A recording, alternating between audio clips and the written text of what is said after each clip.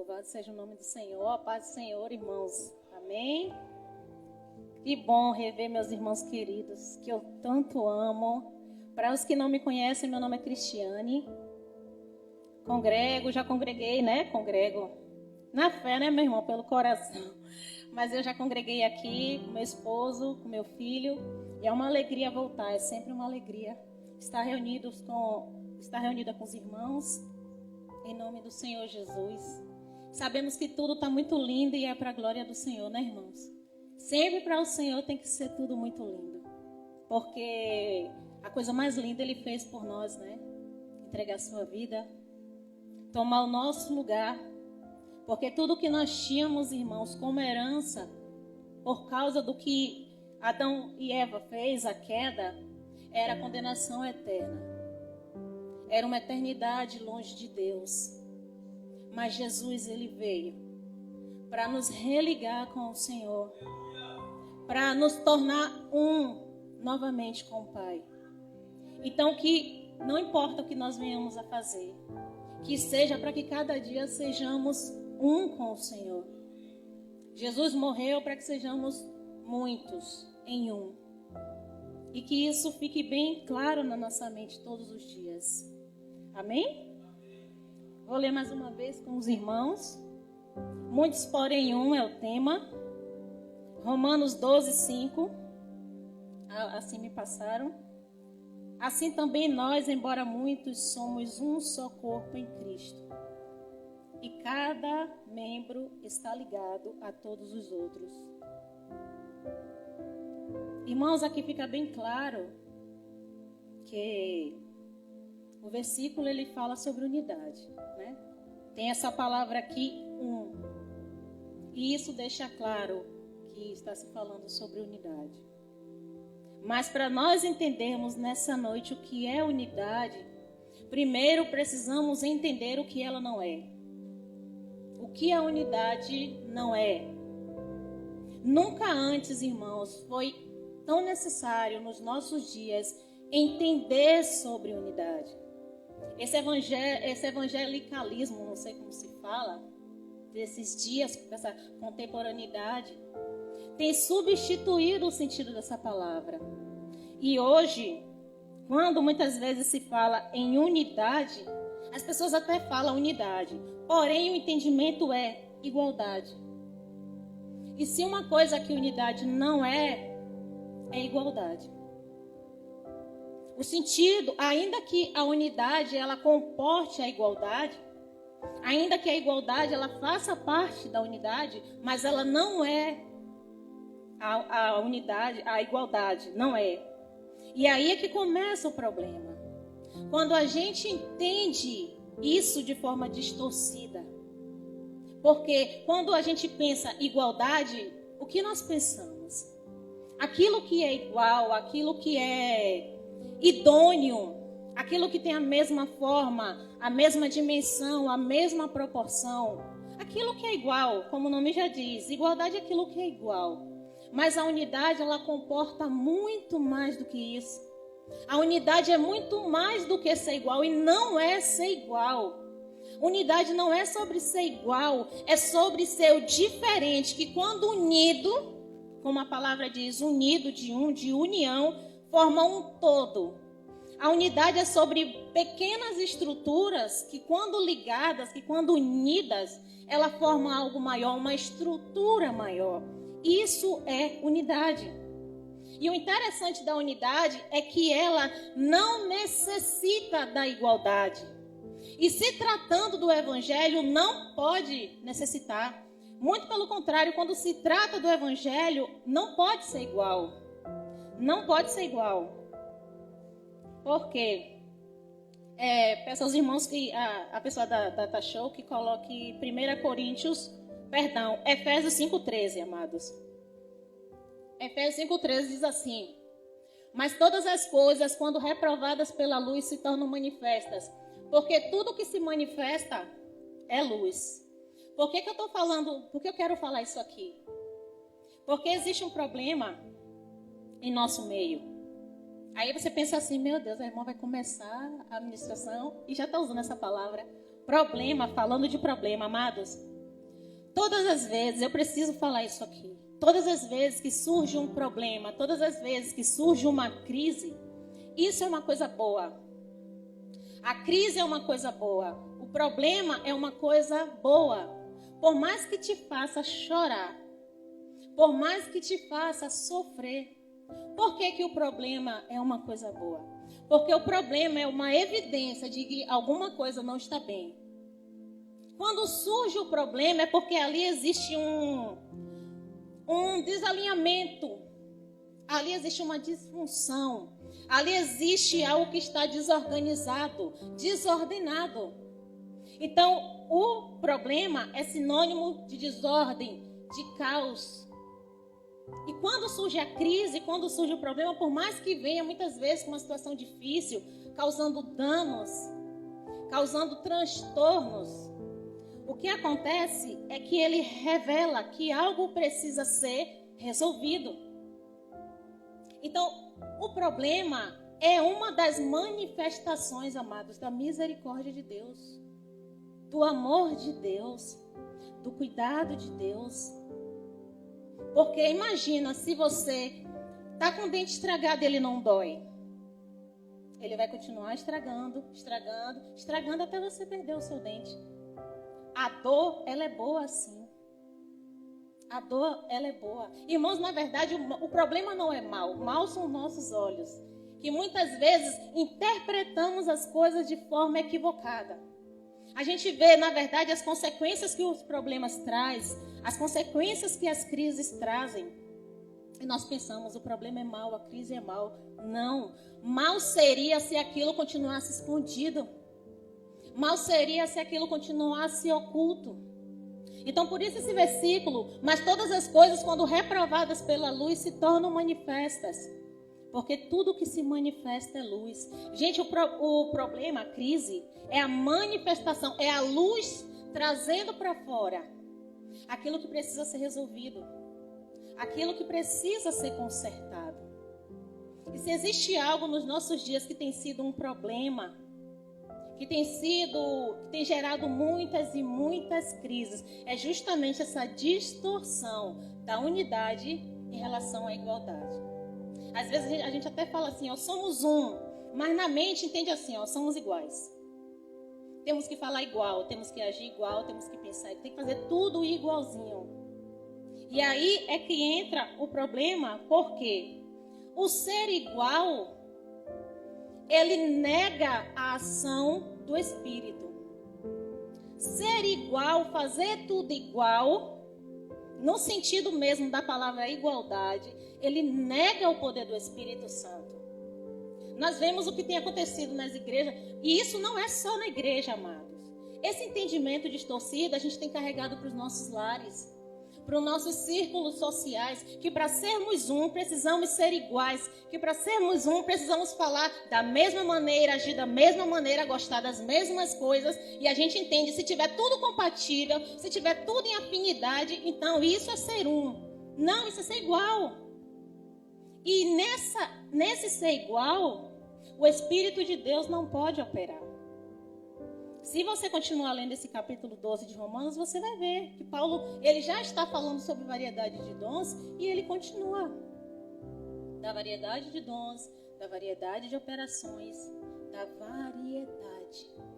É necessário que haja essa diversidade, essa variedade no corpo de Cristo. Porque é essa variedade que traz o aperfeiçoamento. Porque se nós fôssemos todos iguais, aonde estaria o crescimento? Se eu fizer exatamente o que você faz, se eu gostar exatamente do que você faz, aonde está o crescimento? Em Provérbios ele fala assim, em Provérbios 27, 17. Ele mostra a importância das diferenças. Ele diz assim, ó, como ferro com ferro se afia, assim o homem é o seu amigo. Assim é o homem ao seu companheiro. Mas eu comecei falando de problema. Por quê? Porque nós vemos nos nossos dias uma luta, uma crise, um problema estabelecido.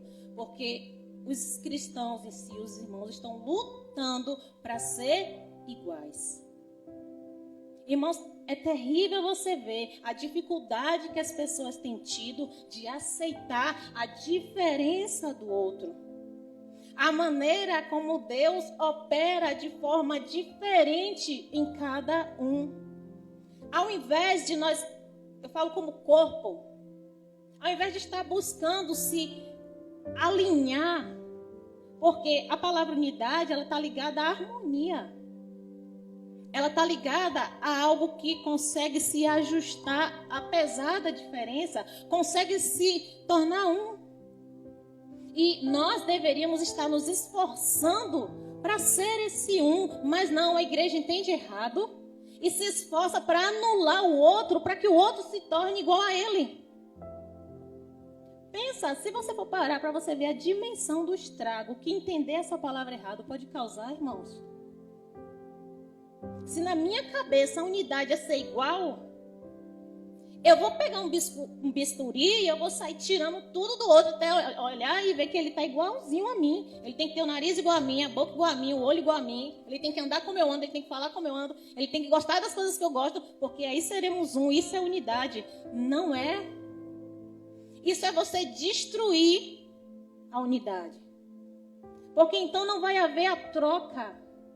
Não vai haver o crescimento. Não vai haver o enriquecimento. Irmãos, Deus nos fez diferentes de propósito. Para que um possa aperfeiçoar o outro. A Bíblia fala que nós carregamos o tesouro do Senhor em nós, que somos vasos de barro, e carregamos a excelência do tesouro de Deus em nós. Cada um de nós possuímos uma parte, uma fagulha da glória de Deus única. De forma única. Só você é assim. Mas sabe o que é mais triste? Que na maioria das vezes, a pessoa nem mesmo sabe quem ela é. Ela nem mesmo sabe o que ela carrega próprio dela. Porque desde sempre ela foi empurrada e ensinada que ela tem que ser igual aos outros. Então ela tem que gostar do que todos gostam, porque senão é excluída. Tem essa política, né, do cancelamento. Há muito tempo já existe isso no nosso meio. Você cancela tudo que é diferente de você. Você anula tudo que não se alinha com o seu conceito de unidade, que na verdade é uma igualdade distorcida. Então, se não faz o que eu faço, não serve. Se não anda como eu ando, não serve. Se não tem o meu jeito, não serve. E aí sabe o que a gente faz quando tem essa atitude? A gente vai pegando toda a riqueza do Senhor e removendo das nossas vidas. E a gente vai perdendo a oportunidade de crescer e ser aperfeiçoado com os outros, com a diferença dos outros. Porque se uma coisa, irmãos, que nessa vida nós não somos, é completos. Ninguém aqui é completo. Você pode ter muitas virtudes, mas você não é inteiro. Não é. Sempre existe algo no outro que você precisa. Cada pessoa, ela sempre tem algo para acrescentar na sua vida. Ninguém é tão suficiente assim. Ninguém é. Isso é um problema. Porque a gente barra a ação do Espírito Santo. Por quê? 1 Coríntios 12, do 17 ao 19. Diz, se todo o corpo fosse olho, onde estaria o ouvido? Se todo fosse ouvido, onde estaria o olfato? Mas se Deus dispôs os membros, colocando cada um deles no corpo como lhe aprouve, se todos, porém, fossem um só membro, onde estaria o corpo? Olha a gravidade disso aí. Cada um de nós tem uma função. Cada um de nós tem um propósito único. E é dessa forma que nós vamos glorificar a Deus. A pior coisa, irmãos, que eu ou você pode fazer é querer ser o que o irmão é. É porque você acha tão bonito. É porque você acha que é tão glamuroso. E aí você quer ser. Mas o Espírito revelou o que você é. Porque muitas vezes, amados, não é. E a gente fica querendo ser o que o outro é, ter o dom que o outro tem. E aí a gente perde a oportunidade de cumprir o nosso propósito. E toda a verdadeira realização só está em cumprir o seu propósito.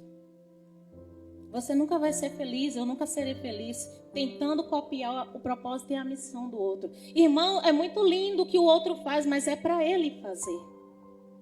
É para ele ser. Não é para mim. Então, essa igualdade que a gente tanto luta para estabelecer na nossa casa, na casa então nem se fala. A luta dos pais para que os filhos sejam iguais a eles. Como os filhos têm sofrido no nosso meio. Irmãos, essa conversa é só para crente, viu? Porque aqueles que ainda não vieram para o Senhor, está liberado porque não tem um entendimento. Essa conversa é para nós, para os cristãos. Quantos filhos têm sofrido nos seus lares, com os pais lutando em estabelecer a igualdade? Amado, os seus filhos não é você. Eles são únicos.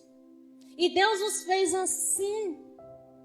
E eles precisam produzir o fruto para o qual Deus os criou.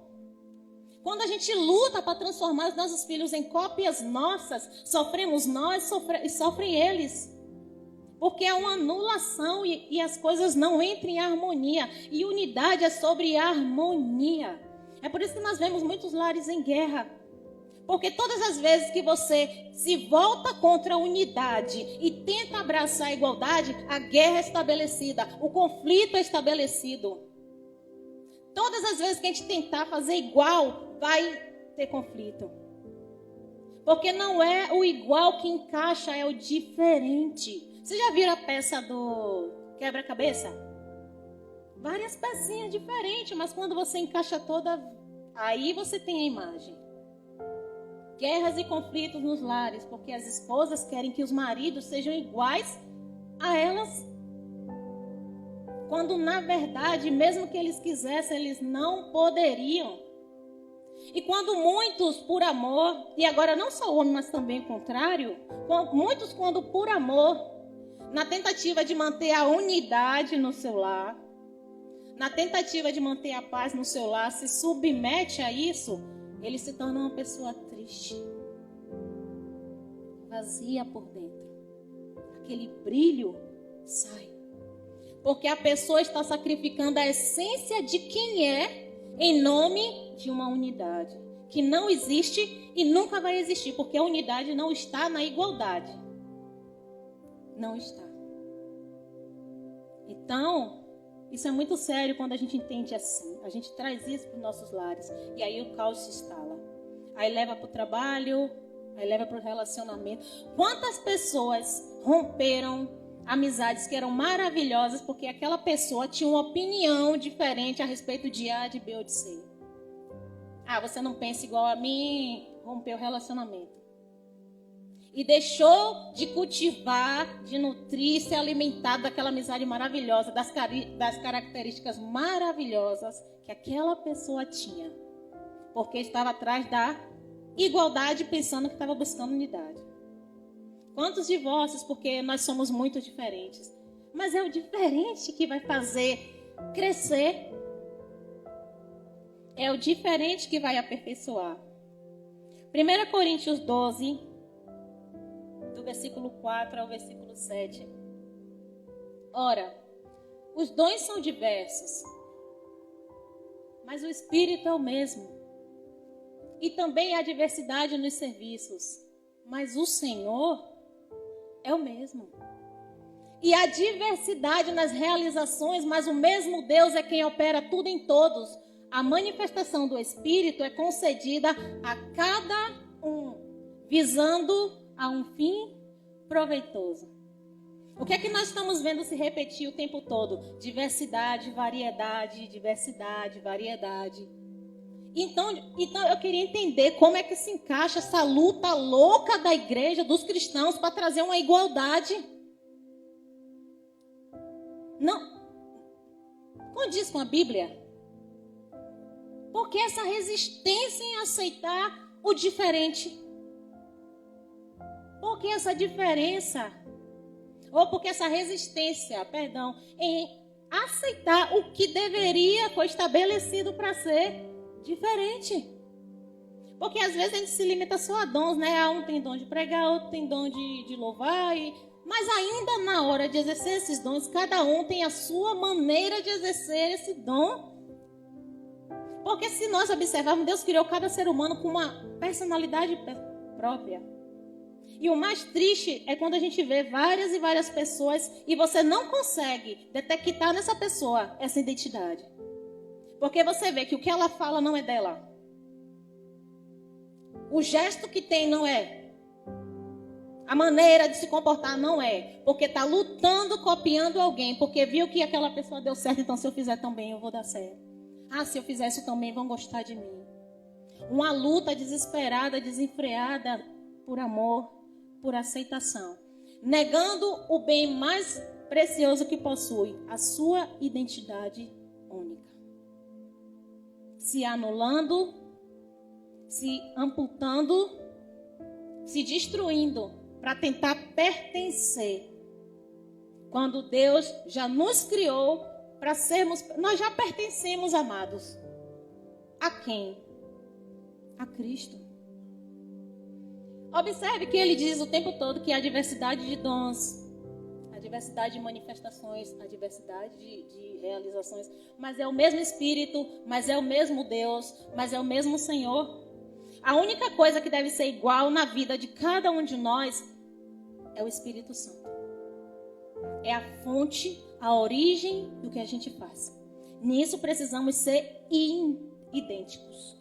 Todos nós precisamos ter como fonte o Espírito de Deus.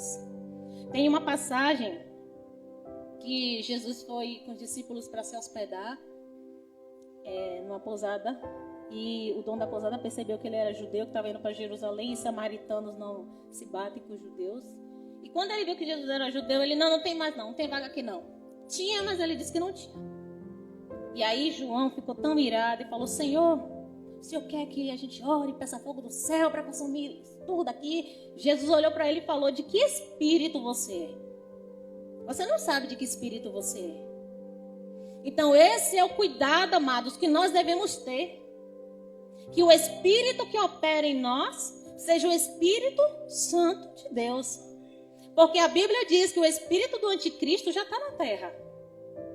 E esse espírito, ele é anticristo. E essa luta louca para estabelecer essa igualdade é anticristo. É anticristo, porque o evangelho não diz respeito a você ser idêntico. Muito pelo contrário, fala sobre você exercer todos os dons do que Deus te confiou para ser, individualmente. Como haveria menos dor, como haveria menos sofrimento, menos tristezas, menos pessoas feridas, magoadas, até mesmo afastadas do evangelho, se a gente entendesse que o outro é para ser diferente mesmo. Quando se tratar de pecado, da carne, do mundo, aí todos nós devemos ser iguais. Devemos ter aversão, nojo do pecado, nojo do mundo, nojo das coisas das trevas. Nisso precisamos ser iguais. Mas quando se tratar da operação de Deus em nós, precisamos ser fiéis ao nosso chamado, à nossa vocação. Nós vemos de Gênesis a Apocalipse quantos homens e mulheres Deus usou e que foram bênção. Mas olha as histórias. Pessoas totalmente diferentes, com comportamento diferente, totalmente. Olha a diferença de Elias para Salomão, para Paulo, para Davi. Pessoas com maneiras de ser diferente, de agir diferente, de operar diferente, mas todas tiveram algo em comum. Foram unânimes em glorificar a Deus. Romanos 8,14. Pois todos que são guiados pelo Espírito de Deus são filhos de Deus. Então é isso que devemos cuidar. É de que nós sejamos guiados pelo Espírito Santo de Deus. Irmão, se você é guiado pelo Espírito Santo de Deus, é impossível que você se comporte exatamente igual ao seu irmão. É impossível. Que você fale como ele fala. Que você faz o que ele faz. Fica tudo igualzinho. Parece uma fábrica assim, que você sai naqueles tudo. Isso é triste, irmãos. E você vai entender porque muito mais do que triste. Isso é grave. João 21, 20 e 22.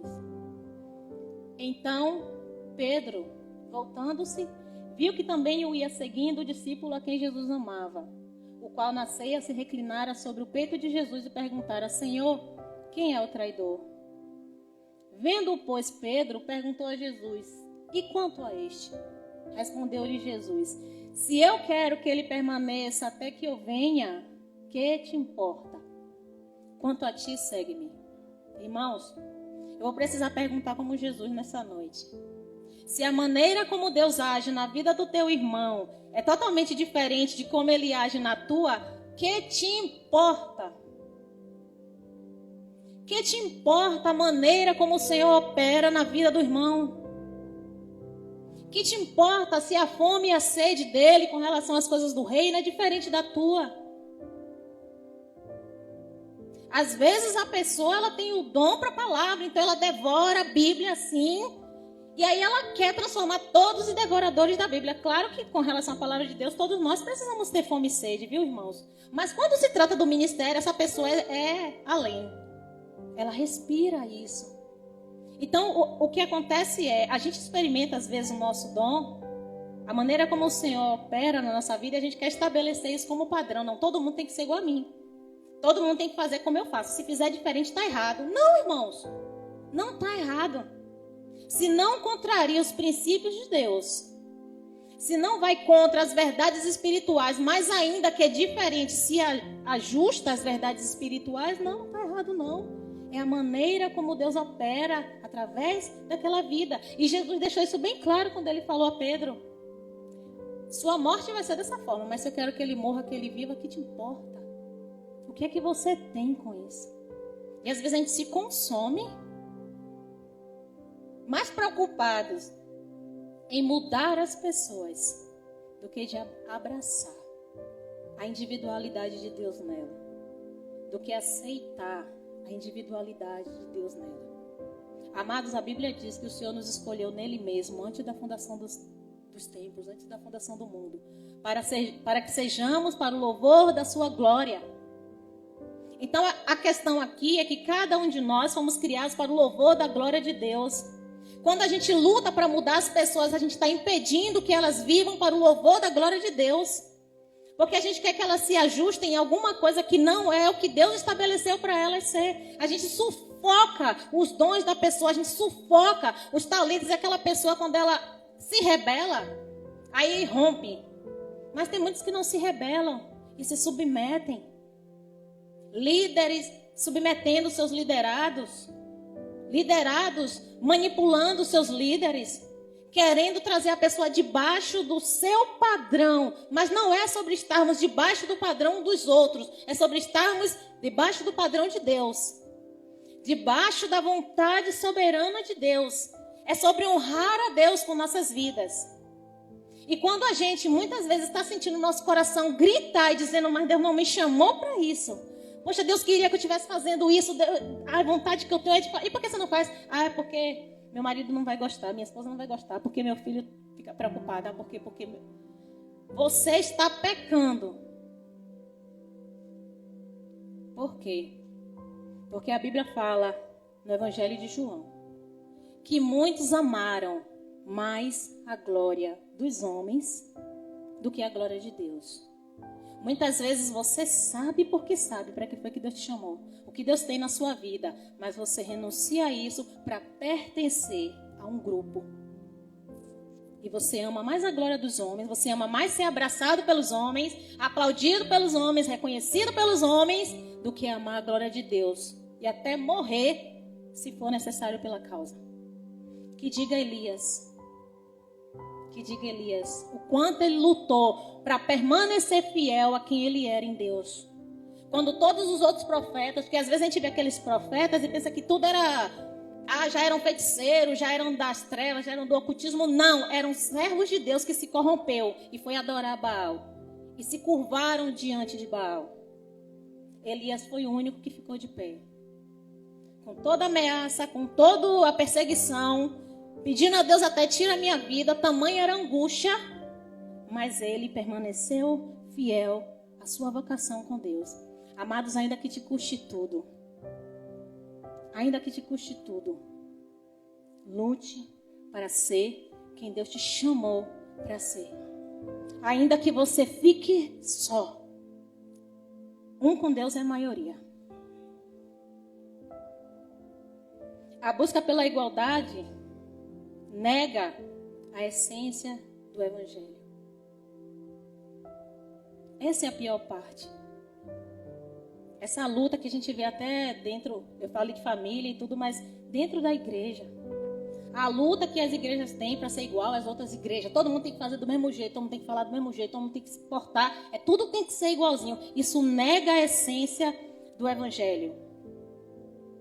Porque todos nós sabemos em Apocalipse capítulo 5 quem é Jesus.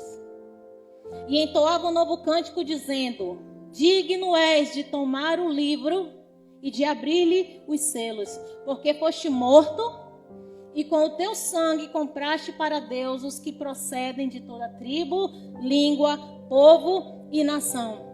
E para o nosso Deus os constituíste reino e sacerdotes, e reinarão sobre a terra. O Evangelho é sobre o sacrifício de um homem. É sobre a morte de um homem, é sobre a expiação do Cordeiro de Deus. A fonte do Evangelho é sobre Cristo, é a sua morte. E diz que ele morreu, 2 Coríntios 5,15. E ele morreu por todos, para que os que vivem não vivam mais para si mesmos, mas para aquele que por eles morreu e ressuscitou. Entende? E ele morreu por todos. Essa variedade aqui que a gente está falando, esse muitos, muitos que a gente está falando, foi por esse muitos que Jesus morreu. Para que os que vivem não vivam mais para si mesmos, mas para aquele que por eles morreu e ressuscitou. E é importante, amados, a gente saber qual a implicação de, ao invés de você viver para Deus e para a glória de Deus, você viver para os homens e para a glória dos homens, para tentar pertencer, para tentar caber, para tentar ser parte igual dessa igualdade que está sendo estabelecida no nosso meio. A pior implicação é essa. 1 Coríntios 11, 23 e 24. Porque eu recebi do Senhor o que também vos entreguei, que o Senhor Jesus, na noite em que foi traído, tomou o pão e, tendo dado graças, o partiu e disse: isto é o meu corpo, que é dado por vós. Fazei isto em memória de mim. Jesus pegou um pão e partiu. Ele repartiu esse pão e disse para os discípulos: este é o meu corpo, que é dado em favor de vós. Jesus pegou o pão e disse que aquele pão era o quê? O seu corpo. Depois ele partiu esse pão. Quem é o corpo de Cristo, amados? Quem é o corpo de Cristo? Não somos nós? O que Jesus fez com esse corpo? Partiu. Ele transformou em milhares de pedacinhos. Duvido que esses pedacinhos foram todos iguais. Duvido. Não foi. O corpo que foi partido naquela noite representava, aquele pão que foi partido naquela noite representava o corpo dele. E o corpo dele somos nós. Quando a gente luta para estabelecer essa igualdade, que tudo tem que ser igualzinho, do mesmo jeitinho, a gente está negando o sacrifício que ele fez em pegar o que era um, porque ele era um, e ele se partiu para se fazer muitos. Hoje Cristo habita em cada um de vós que creem. Todos nós os que cremos, carregamos um pedaço de Cristo em nós. Um pedacinho de pão sou eu, um pedacinho de pão é você. E essa luta para transformar esse muitos, porém um, em uma coisa igual, nega o que Cristo fez, barra o que Cristo fez, interrompe a obra do sacrifício dele. Interrompe a obra do sacrifício dele. Depois que Jesus morreu e ressuscitou, ele voltou para o Pai. Antes disso, Jesus estava só. Quando ele estava só, ele disse assim em João 14, 12. João 14, 12. João 14, 12, ele disse: em verdade vos digo, que aquele que crê em mim fará também as obras que eu faço, e outras maiores fará, porque eu vou para junto do Pai. Irmãos, quando Jesus estava aqui, ele era um. E ele estava limitado a essa condição, porque era necessário que fosse assim. Mas quando Jesus morreu e ressuscitou, ali na ceia, aquela simbologia que ele fez em partir o pão, ele estava anunciando o que seria feito com o seu corpo. Quando Jesus morreu e ressuscitou, o seu corpo, que antes estava físico, ele se tornou espiritual e foi repartido sobre todos os que creem. E hoje nós, a igreja, somos o corpo místico de Cristo. E místico aqui não tem nada a ver com esoterismo, com ocultismo, não. É sobrenatural, espiritual. Nós somos o corpo espiritual de Cristo. Efésios 1, 22, 23. E pôs todas as coisas debaixo dos pés, e para ser o cabeça sobre todas as coisas, o deu à igreja, a qual é o seu corpo, a plenitude daquele que a tudo enche em todas as coisas.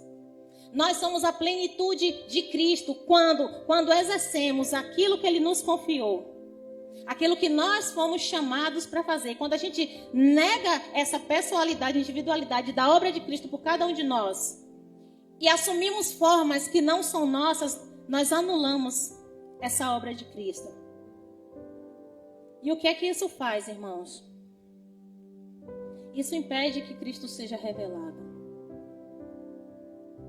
Como nós lemos lá no começo, né? Se todo o corpo for olho, não é corpo, né?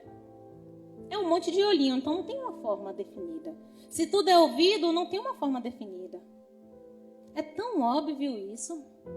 Se a gente querer ser tudo igualzinho, Cristo não vai ser visto. Cristo não vai aparecer. É necessário que haja o olho, a boca, a perna, o braço, para que dê a forma de Cristo. E nós precisamos ser comprometidos com a nossa parte de responsabilidade em revelar a Cristo. Cristo precisa ser visto. Quando ele estava na terra, ele era, mas agora que ele foi para o Pai, ele é visto através de nós. Mas se todo mundo quer ser braço, não vai ver Cristo, vai ver um braço bem grandão espalhado pela terra. Se todo mundo quiser ser olho, aquele olhão assim evangélico espalhado pela terra, Cristo não. Cristo só vai ser revelado na minha vida e na sua vida quando você assumir quem você é nele. Quando você buscar conhecer o seu chamado pessoal, a sua vocação pessoal. Então, você vai poder dizer que você é muito, faz parte de muitos, porém é um no Senhor. Nós devemos ser igual com Cristo. Iguais a Cristo. Na responsabilidade de sermos exatamente o que Ele nos chamou para ser. Isso não é tarefa fácil não, viu, irmãos? Não é não. Por que não é? Porque está estabelecido aí, né, que o diferente... Irmãos, é sério, você sabe, o diferente é rejeitado. O diferente é censurado, o diferente é criticado, é estranhado. Não, é diferente, é estranho. Tem que ser igualzinho. Então, você assumir ser quem Cristo te chamou para ser, na essência do que Ele te chamou para ser, é correr o risco de ficar só, de ser rejeitado, de procurar assim, só ter 2 com você e 3. Mas vale a pena. Sempre vai valer a pena. Colossenses 1, 26 e 27. O mistério que estivera oculto dos séculos e das gerações, agora, todavia, se manifestou aos seus santos, aos quais Deus quis dar a conhecer qual seja a riqueza da glória deste mistério entre os gentios, isto é, Cristo em vós, a esperança da glória. Cristo em você é a esperança da glória. É a esperança de que os gentios vejam a glória de Deus. Mas só vai ver na minha vida e na sua vida se você assumir ser quem Ele te fez para ser. Porque qualquer outra coisa, amado, que você estiver sendo ou tentando ser, Ele não vai te respaldar. Ele não vai te respaldar. Vocês lembram daqueles que naquele dia vai estar lá dizendo que profetizou? Eita, que eles profetizaram em nome do Senhor. Mas tanto crente profetiza. Expulsaram demônios em nome do Senhor, mas tantos expulsam. Eles fizeram tudo igualzinho. Profetizou como os crentes profetizam, expulsou demônios, como os crentes expulsam demônios, fizeram milagres, curaram, como os outros fazem, igualzinho. Mas Jesus disse o que para eles? Vai dizer o quê?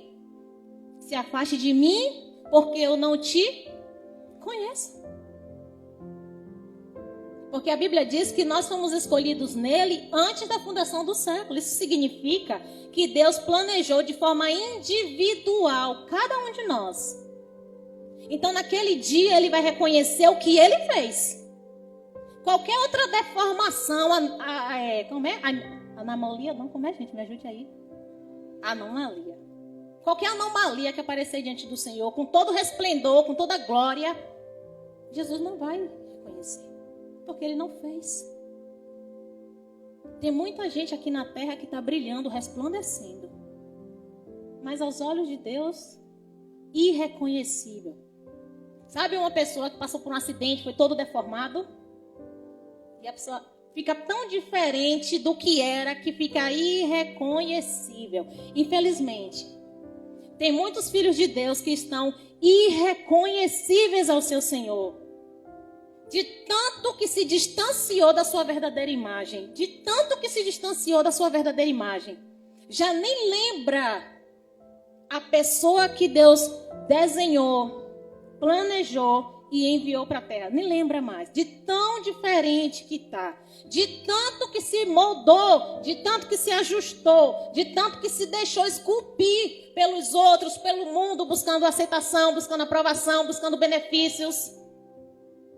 Buscando lugar ao sol. E está tão diferente de quem é na sua essência, que Jesus vai ter que dizer, você realmente profetizou, essa obra é minha, mas eu não te conheço. Mas realmente você expulsou demônios e essa obra é minha, mas eu não te conheço. Eu não te conheço.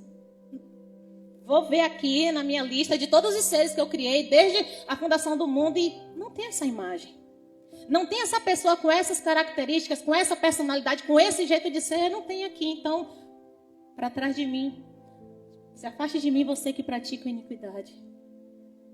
Você que está amando mais a glória dos homens do que a glória de Deus.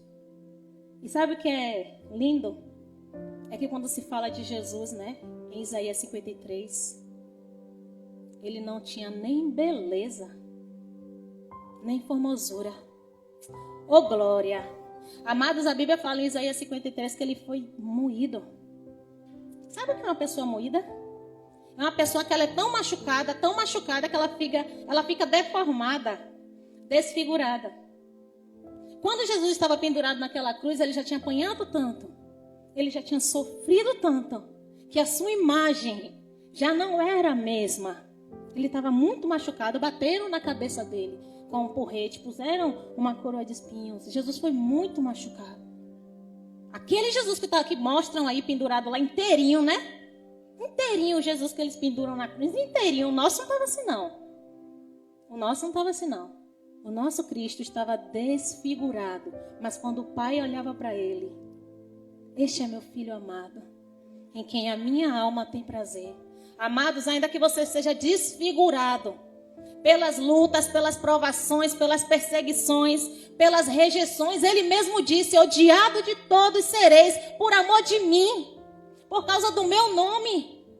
Ainda que você sofra tanto aqui, que você fique desfigurado, mas o seu Deus ainda te vê íntegro, como Ele te criou para ser. E Ele olha para você todo arrebentado dessa vida, de tudo que já sofreu, de tudo que já passou por amor dEle, por amor do Evangelho, Ele ainda diz, está íntegro, inteirinho, inteirinha, intacto.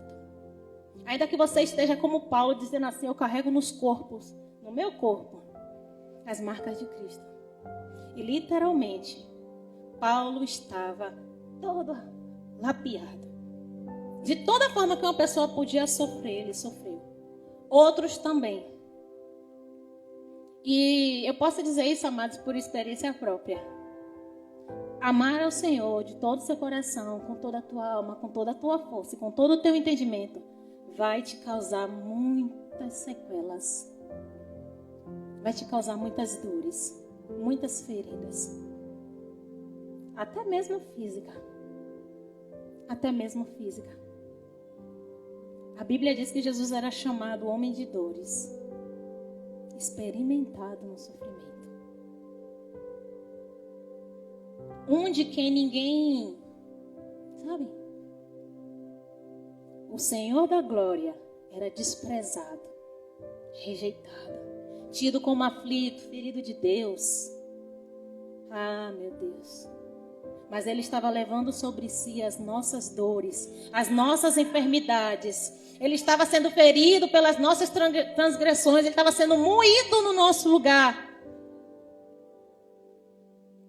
Ele estava cumprindo o seu propósito e sendo fiel ao que o Deus fez ele para ser. O Cordeiro Santo que tira o pecado do mundo. Ele estava cumprindo o seu chamado. E era zombado ali naquela cruz. Zombado, escarnecido, desacreditado. Mas ele estava cumprindo o seu chamado. Ainda que não te deem crédito, te despreze, zombe de você. Cumpra o teu chamado. E se você, amado, por alguma razão se afastou, porque doeu tanto, ó irmãos, não devemos julgar. Nem todas essas pessoas que não estão sendo quem Deus as fez para ser, elas estão assim porque por pura rebeldia, por ganância. Muitos são.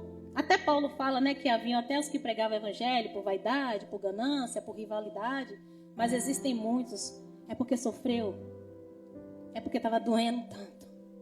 Que a pessoa começou a recuar. E foi se afastando. E hoje já não tem aquele fervor que tinha, já não tem aquele vigor que tinha, aquela disposição que tinha, porque apanhou tanto para ser fiel ao seu chamado, à sua vocação. O inimigo se levantou com tanta fúria, com tanta ira contra aquela vida.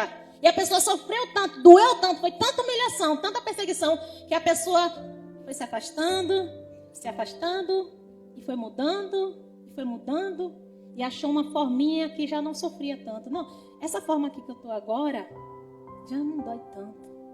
Já não sofre tanto. Eu achei um lugarzinho ali do meio termo. Então, aqui já não dói tanto, aqui já não sofro tanto. Continuo crente, Jesus é meu Senhor, eu amo. Né? Mas assim, já não dói tanto.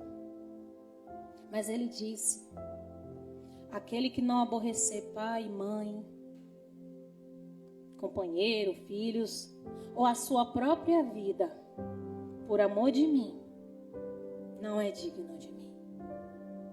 Porque Ele foi moído. E nós não somos maiores do que o nosso Senhor. O servo não é maior do que o seu Senhor. Ele disse, vós me chamais de Senhor e Mestre. E dizeis bem, porque eu sou. Mas eu estou entre vós como que serve. Eu estou cumprindo o meu propósito. Ele se esvaziou até a forma de homem, como o homem se esvaziou até a forma de servo. E nós somos maiores do que ele? Não. Muitos, porém um. Esse um aqui está bem grandão e representa bem quem ele é mesmo. Jesus é o único. Ele é esse um, esse grandão.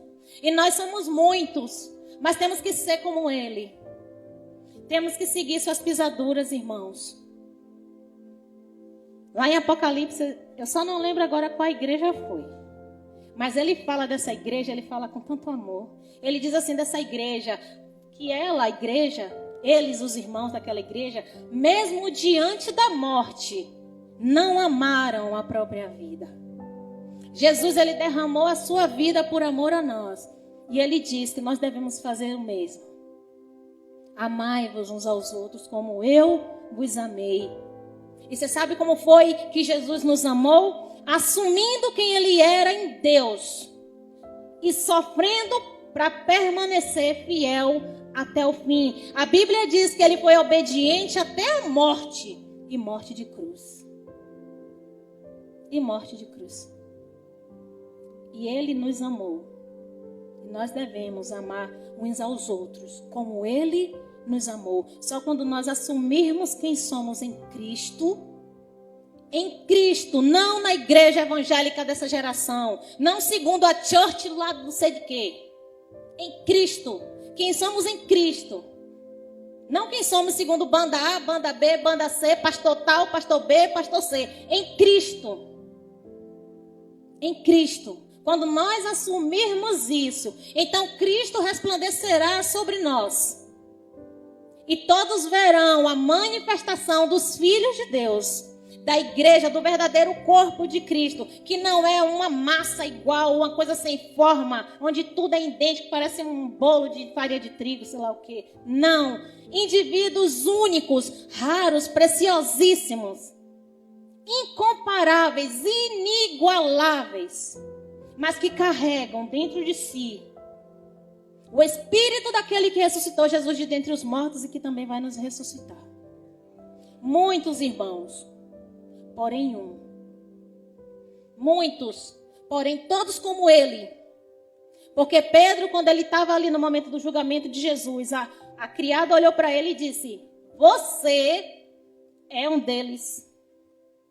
Por quê? Porque estava com a mesma túnica de Cristo? Porque tinha o mesmo penteado? Porque falava os mesmos chavões? Não, você fala como ele, ou seja, a essência dele transborda em você. Nós devemos ser reconhecidos por carregarmos o perfume de Cristo, com toda a sua individualidade. Amados, não queira ser igual a ninguém, a não ser Jesus. Amém? E assim, verdadeiramente, nós vamos ver que Cristo em nós é a esperança da glória. Amém? Deus abençoe. Até aqui me ajudou o Senhor. E que o Espírito Santo continue fazendo infinitamente mais do que pedimos, ou esperamos, ou pensamos, pelo seu grande poder que nós opera em nome de Jesus. Amém?